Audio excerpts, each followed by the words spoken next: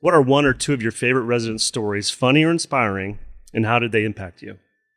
So one of my favorite resident stories, a number of years ago, after we opened a community in South Carolina, I went and spent some time during the day with our residents, and I went back to the dedicated memory care area, and I had lunch.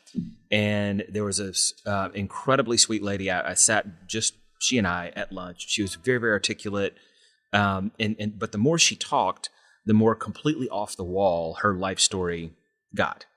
And when she first started telling her story, it was relatively humble. As the story went on, she went to, I think, 4 different universities.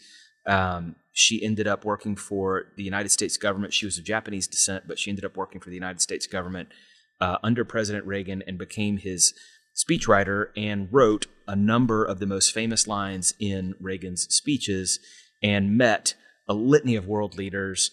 And the more I listened to her, the more I just simply wrote off the story as being something that I'm sure she believed in that moment, but that had been kind of convoluted in her mind by this disease over time. And I had a fantastic time with her. We laughed it up. And as on my way out of the building, I told our president at the time of that building, and I said, I had lunch with this resident and mentioned her name. And I said, she believes she has quite a story.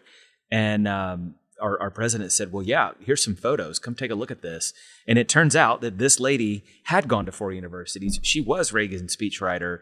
There's been a ton of articles and accolades written about her, and she's an incredibly important person in that era of history. So it was both a funny story, but also an example of the richness of history that exists in the lives of these residents. And just because a few of them may be confused about some details, don't write it off. There's so much to learn there. Yeah, and I would say that's what I have enjoyed so much about working for Thrive. I remember when you first approached me, we had worked on one other small thing, but I was like, I don't want to work in senior living. It seems boring. But then when you start, you're like, oh, wow.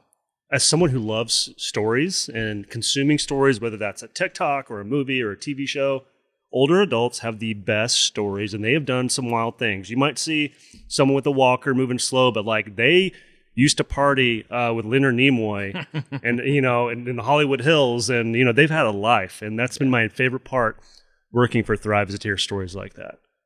Some of the best days, seriously. And also, I'd encourage you, if you want to get involved in senior living as a team member.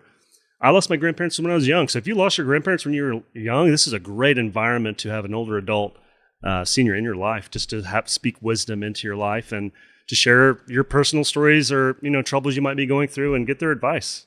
It really is a great outlet.